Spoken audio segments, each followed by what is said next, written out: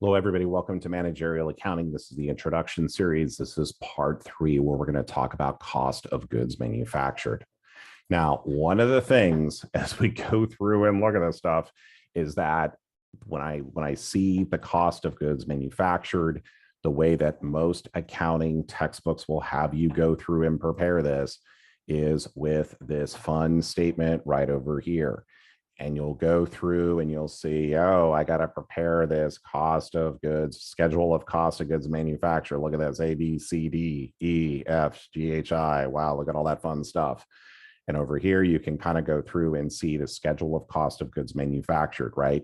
This is an absolute nightmare to go through and memorize, right? We don't want to go through and do this. If you have an instructor that is insisting upon this, can't help you, but I can show you how to get to the right answer using the methodologies that I'm going to go through and show you momentarily.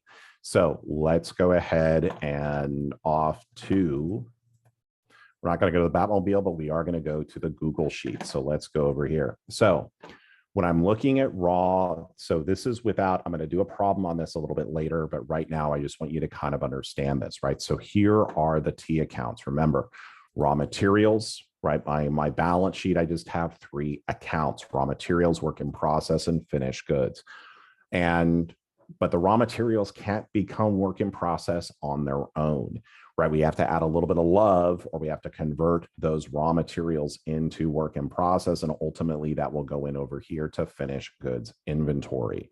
So let's kind of go through and see how this works, right? So if I'm trying to determine cost of goods manufactured, how do I go through and do it?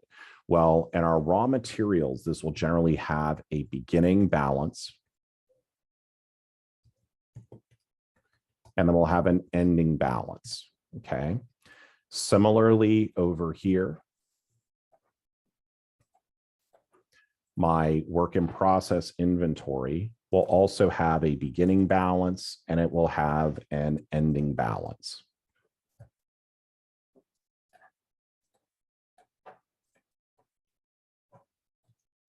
Okay, similarly over here, my work in process inventory will also have, or my finished goods inventory will also over here, this will also have a beginning balance, and it will have an ending balance.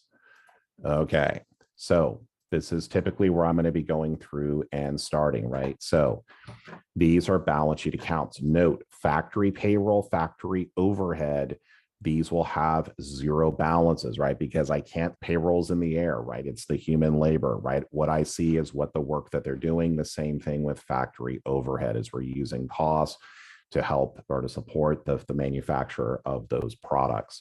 So the way I'm going to go through and look at this over here is when I have raw materials inventory, I'm going to have over here my beginning balances, my beginning balance, and I'm going to have raw materials purchases, right? I'm going to be purchasing raw materials. Now, if I have a beginning plus my purchases and an ending, well, am I going to hold on to those raw materials? The answer is no. I'm going to put those into production.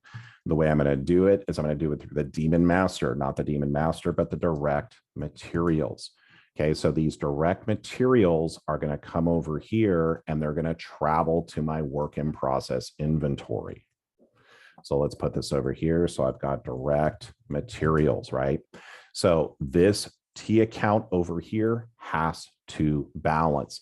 There's also one other account up here, which we can just go ahead and do this now. There is something called indirect materials, right? But because, and what does indirect mean? Well, as I was talking earlier on a previous video, when we look at factory payroll, we have direct labor, we have indirect labor. What's the difference? If I'm making Teslas and I have a worker that is just working on the Model 3, that is going to be direct labor for that Model 3. But if I have a factory supervisor who is supervising the Model Y, the Model S, the Model 3, that is going to be basically, that's indirect labor. And that's going to basically become part of our factory overhead. So these indirect materials, they do relate to production, but they're going to go through factory overhead first. Okay, so as we're looking at this over here, if you're taking my class on the first exam, you are not going to see indirect materials until we get to job order costing. So factory payroll, what goes on a factory payroll? Well, we have factory payroll, right? We've got these labor costs that we're expending for production.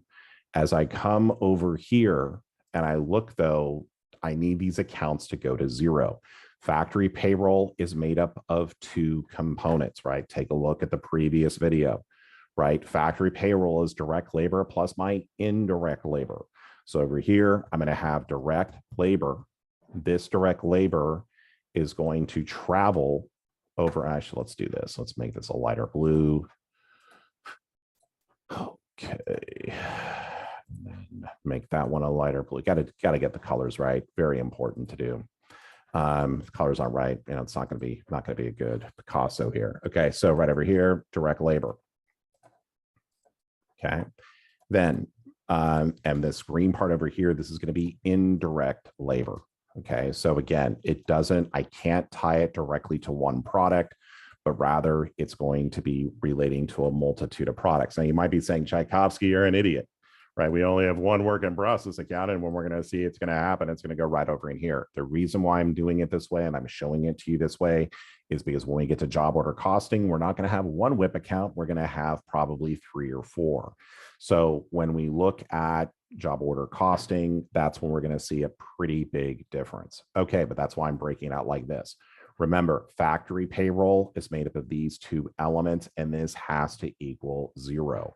So what goes into our next one, right? So this over here is going to be, well, we're going to have like factory supplies, factory depreciation on equipment, factory insurance. Let's see here, factory security, factory maintenance, right? So anything with the word factory, right? So over here, what's going to happen next? So as I come over here, remember, all the factory payroll and factory overhead has to go down to 0. So this over here for my factory overhead, this is going to give me my total factory overhead.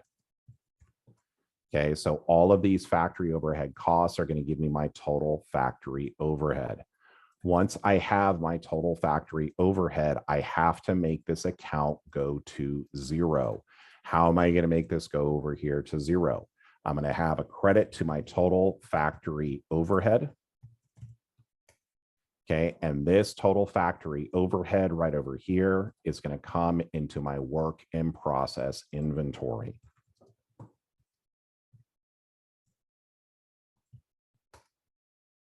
Okay. So once I have this over here, this balance has to go to 0. So what have we done so far? We put in our information for raw materials inventory, and then over here for factory payroll, right? These T accounts, this T account here has to balance. Note, most of the times is that you'll be given a beginning balance plus purchases, but you will not be given direct materials. Most instructors will drop out one of the values depending on what you're trying to go through and do. Over here, factory payroll has to go to 0, very important. Okay, factory overhead ultimately has to go down to 0. And when you get to job order costing, you're going to understand why I'm using T accounts. Okay, so this total factory overhead is going to be going over here to our work in process inventory. Now, when I look at this over here at this work in process inventory, I'm saying, okay, I've got a beginning direct materials, direct labor, and total factory overhead, which is giving me my ending balance. There is no way that this T account is going to be balancing, right?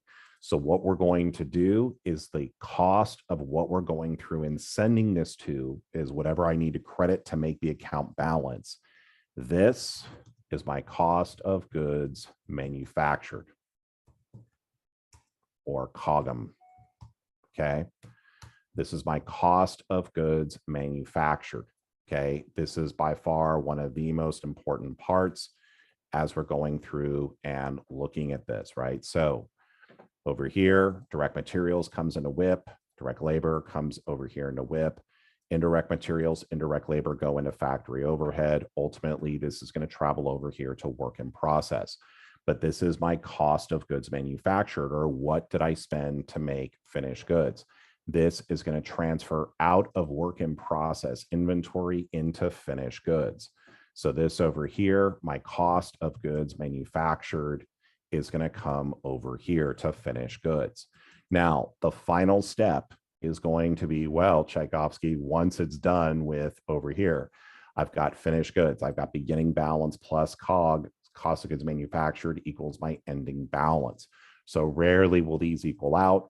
The difference over here is the very final step in terms of what we're going to be going through and putting into our cost of goods sold. So our very final step is basically going to be over here to cost of goods sold from finished goods inventory, right? So when I sell an item, I'm debiting cost of goods sold, and I'm going to be crediting finished goods inventory, right, over here for these different amounts. So this is how this works in terms of going through and computing cost of goods sold. And this is why T accounts are so important for learning this material.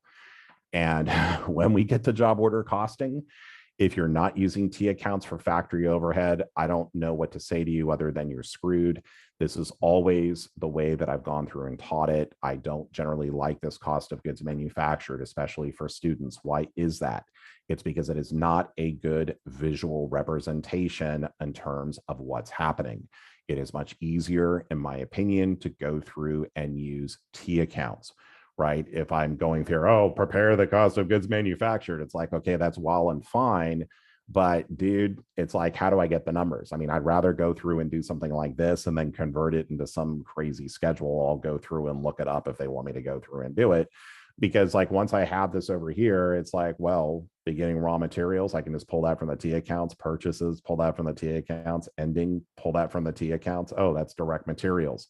Oh, yeah, like right over here, right? So again, when you're going through and doing, when you're going through and looking at this in terms of how to go through and, how do you go through and determine cost of goods manufactured, it is significantly easier to use T accounts because then you don't have to memorize some crazy statement, right? It's a better visual. So in any event, I want to thank you for joining me here today. Please leave any questions you might have for me below, and appreciate you liking and subscribing to these videos. I will see you on the next video. Have a great day.